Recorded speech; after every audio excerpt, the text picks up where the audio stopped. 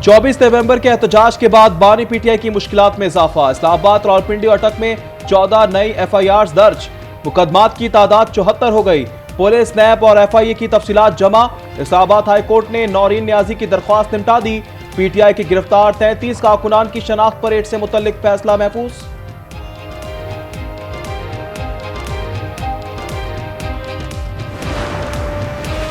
Toshakhana 2 case में जमानत मंसूखी की दरख्वास्त। इस्लामाबाद हाई कोर्ट ने बुशरा बीबी को नोटिस जारी कर दिए।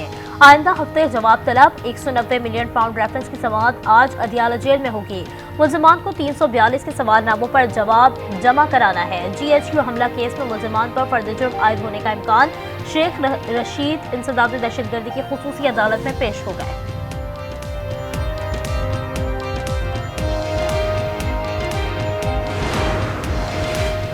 बाड़ा चनार में अमन व अमान की बहाली पर गवर्नर हाउस पेशावर में ऑल पार्टीज कॉन्फ्रेंस। सूबे की हुक्मरान जमात PTI ने शिरकत से इनकार कर दिया। गवर्नर फैसल करीम कुंडी कहते हैं वजीर आला अली अमीन गंडापुर को APC में आना चाहिए। सूबाई काबीना में कभी अमन व अमान पर बात नहीं हुई।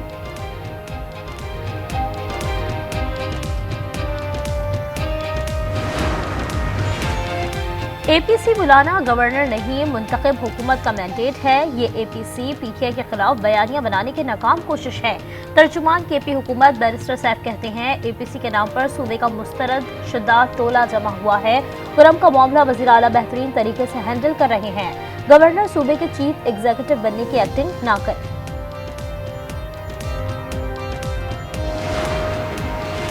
अली अमीन गंडापुर का वफाकी हुकूमत से गैर कानूनी तौर पर गिरफ्तार कारकुनान की फौरी रिहाई का मुतालबा। वज़ीर आज़म शहबाज शरीफ के नाम खत में लिखा।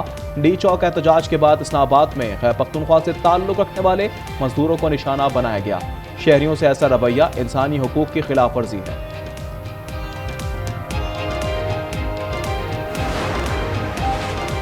सुप्रीम कोर्ट आईनी बेंच ने PIA की निजकारी रोकने का हुक्म वापस ले लिया। दौरान समाअत एडिशनल अटॉर्नी जनरल ने बताया कि फ्लाइट ऑपरेशन पर पाबंदी खत्म हो गई है।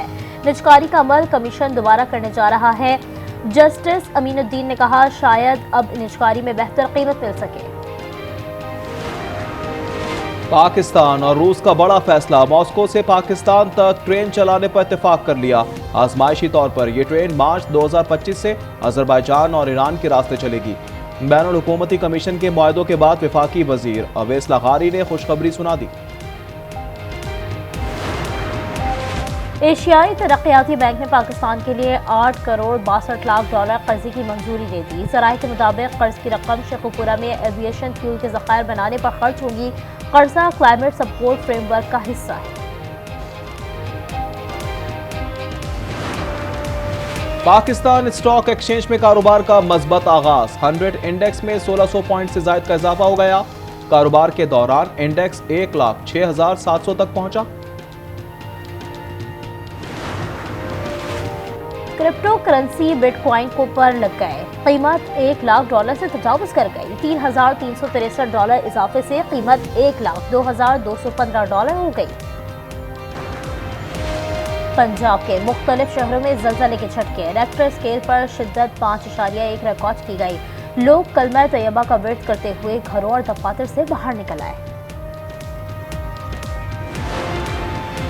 मुल्क में कड़ाके की सर्दी। शुमाली इलाकों में बर्फबारी। कल्लात और योब में पारा -2 तक गिर गया। कोयटा में भी -1 रिकॉर्ड। कराची में भी मौसम सरमा अपने रंग दिखाने लगा। महकमा मौसमियात की मुल्क के बेशतर इलाकों में मौसम खुश्क और सर्द रहने की पेशगोई। चैंपियंस ट्रॉफी का मुस्तकबिल क्या होगा? फैसले की घड़ी याद पहुंची। ICC हेडक्वार्टर्स में अहम इजलास मुतवक्के।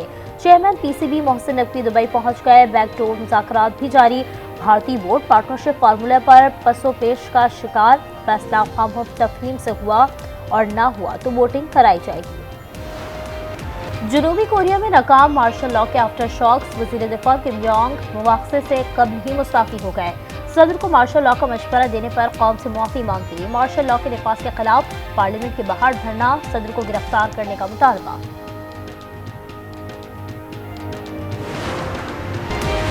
गुज़श्ता नवंबर का महीना 64 साल में मुल्क का गर्म तरीन महीना करार। दर्जे हरारत 20.7 डिग्री सेंटीग्रेड रिकॉर्ड किया गया।